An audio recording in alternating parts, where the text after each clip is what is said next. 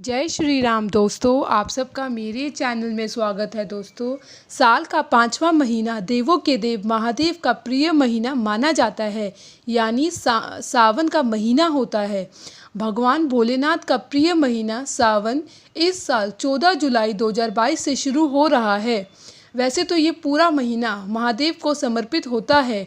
इस पूरे महीने में शिव शंभू की विशेष पूजा अर्चना की जाती है, लेकिन सावन के में पड़ने वाले प्रत्येक सोमवार का अलग ही महत्व होता है। भगवान शिव शंकर को सभी देवों में सबसे उच्च स्थान प्राप्त है, इसलिए वे देवाधिदेव महादेव कहलाते हैं। वे कालों के भी काल महाकाल हैं।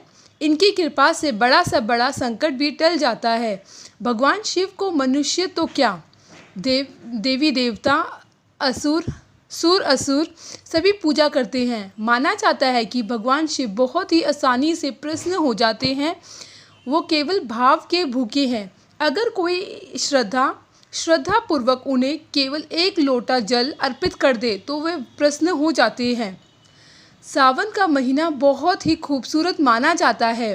इस महीने में एक तरह से धरती का श्रृंगार होता है। पेड़ पौधे सारे धुल जाते हैं और नए छोटे छोटे पौधे उगने लग जाते हैं। शिव को समर्पित ये महीना बहुत ही ज़्यादा खास होता है। इस महीने में किए हुए सभी शुभ कार्य बहुत ही अच्छे माने जाते हैं। दोस्तों, इस साल सावन का महीना 14 जुलाई से शुरू हो रहा है और 12 अगस्त को श्रावण पूर्णिमा से समाप्त हो रहा है।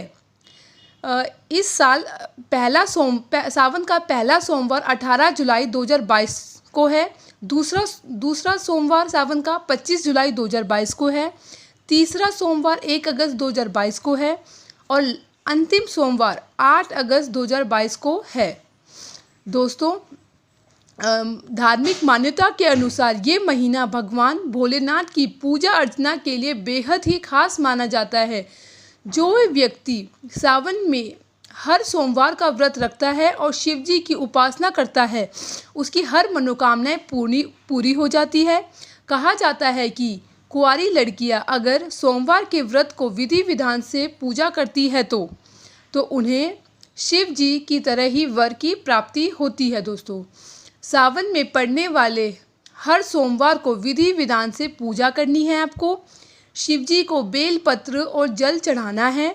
भोलेनाथ के मंदिर में शिव चालीसा का पाठ करने से 2 गुना पुण्य मिल जाता है। दोस्तों, पूजा के दौरान भगवान शिव की आरती करनी है और भोग लगाना है। इस बात का ध्यान रखना है कि भगवान शिव को सिर्फ सात्विक चीज़ों का ही भोग लगाया जाता है। इस पूरे महीने भगवान शिव का अधिक से अधिक ध्यान रखना है। दोस्तों, अब मैं आपको कुछ उपाय बता रही हूँ जो आपको सावन के महीने में करना है। इन उपायों को करने से आप अपनी लाइफ में जो आपकी प्रॉब्लम्स है उससे आप बाहर निकल सकते हैं। तो दोस्तों, आज हम इन्हीं उपायों के बारे में बात करेंगे। आर्थिक संकट को दूर करने के लिए पूर्व दिशा में बैठकर 7 कौड़ियाँ और एक छोटे शंख को मसूर की दाल पर स्थापित कर देना है और मूंग की दाल से 5 माला ओम गणपते नमः का मंत्र का जाप करना है। जाप पूरा होने के बाद सारी सामग्री को किसी अनजान स्थान पर जाकर ज़मीन में गाड़ देना है। ऐसा करने से जो भी आपकी आर्थिक संकट है वो आपका दूर हो जाएगा। दोस्तों, अगर आपके वैवाहिक जीवन में परेशानियां अंत नहीं हो पा रही है तो आपको सावन के महीने में हर सोमवार को अपने हाथ से स्वच्छ मिट्टी के शिवलिंग बनाने हैं और उन पर केसर या हल्दी मिला दूध चढ़ाना है। ऐसा करने से आपकी वैवाहिक जीवन में सुख आएगा और जो लोग अविवाहित हैं उनके रिश्ते की बात आगे बढ़ सकती है। अगर आपकी कोई इच्छा जो काफ़ी समय से अधूरी है तो आपको इस सावन के महीने में आसान सा एक उपाय करना है। रोज़ आपको सूर्य उदय से पहले उठना है और नहाने के बाद जल में काले तिल डालकर शिव जी का जलाभिषेक करना है। ऐसा करते समय आपको रोज़ ओम नमः शिवाय का मंत्र का जाप करना है। दोस्तों, अगर आप चाहते हैं आपके जीवन में कभी सुख और सौभाग्य की कमी ना हो, तो सावन के महीने में आपको रोज़ 11 या 21 बेलपत्र पर चंदन से ओम नमः शिवाय मंत्र लिखकर उसे शिवलिंग पर चढ़ाना है। ऐसा करने से आपके घर में पॉजिटिव एनर्जी का प्रवेश होता है और घर में खुशियाँ बढ़ती है। दोस्तों आपको सावन के महीने में स्नान करने के बाद शिव जी की पूजा करनी है। उसके बाद पूरे घर में गोमूत्र का छिड़काव करना है। ऐसा करने से आपको ऐसा रोज़ करना है, सावन के हर दिन। और साथ ही गूगल धूप होती है उसको जलाना है। ऐसा करने से घर में जो भी बुरी शक्तियाँ हैं वो चल रही है वो ख़त्म हो जाएगी और आपको हर संकट से आपकी रक्षा होती है। सावन के महीने में किसी प्रकार के संकट या दुर्घटना से बचने के लिए आपको रोज़ाना बैल को हरा चारा खिलाना है और गाय को गुड़ से रोटी खिलानी है। ऐसा आपको रोज़ सावन के हर दिन करना है। इससे आपके घर में सुख समृद्धि का वास होगा, परिवार में खुशियाँ आएंगी। दोस्तों आपको सावन के महीने में किसी भी शिव मंदिर में जाना है और वहाँ से भस्म लाकर किसी नई चांदी की डिब्बी में लाकर रखनी है। हर महीने उसकी पूजा करनी है, बाद में तिजोरी में रख देना है। ऐसा करने से घर में आपकी बरकत बनी रहेगी दोस्तों, और जो भी आपकी आर्थिक समस्या है वो ख़त्म हो जाएगी।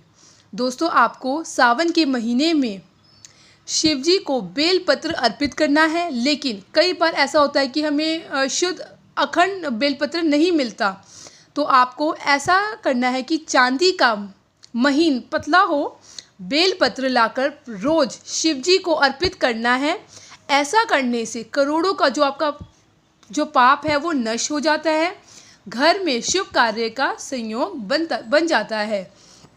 दोस्तों अगर आपका कोई भी काम नहीं बन पा रहा है या फिर आपकी आमदनी ख़त्म होती जा रही है, तो आपको सावन के किसी भी सोमवार या शनिवार के दिन मछलियों को आटे की गोलियां खिलानी है।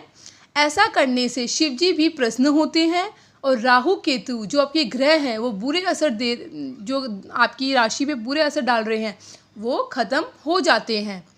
अगर आपकी किस्मत आपका साथ नहीं दे रही है या फिर आपके ऊपर परेशानियों का साया हमेशा बनता जा रहा है, तो आपको सावन में शमी के पेड़ की जड़ को लेकर शिवजी पर चढ़ाना है। उसके बाद उसे तिजोरी में लाकर रख देना है। ऐसा करने से धन से जुड़ी समस्या है वो उसका अंत हो जाता है। दोस्तों वास्तुशास्त्र में बेल के पेड़ और पौधे को शुभ माना गया है। शिव पुराण के अनुसार जिस घर में बेलपत्र का पौधा लगाया जाता है उस जगह को काशी तीर्थ के समान पवित्र और पूजनीय हो जाती है वो जगह। वही बेल का पौधा सुख समृद्धि समेत कई बहुत सारे फायदे आपको देता है। जिस घर में बेलपत्र का पेड़ या पौधा होता है उस घर पर हमेशा भगवान भोलेनाथ की विशेष कृपा रहती है। ऐसे घर में कभी भी संकट नहीं आता और हमेशा खुशहाली बनी रहती है। दोस्तों बेल का पत्र जिस घर में हो वहाँ हमेशा महालक्ष्मी का वास होता है।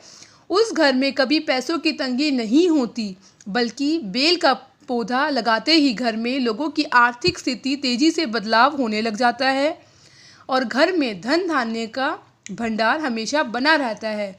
दोस्तों इन सब उपायों को सावन के महीने में ज़रूर कीजिएगा। जो भी आपकी आर्थिक समस्या है या वैवाहिक समस्या है उससे आपकी जो भी धीरे धीरे समस्या है वो ख़त्म होने लग जाएगी। दोस्तों मेरे गृहिणी को प्यार ज़रूर दीजिएगा। मेरे चैनल को लाइक शेयर और सब्सक्राइब करना ना भूलें। जय श्री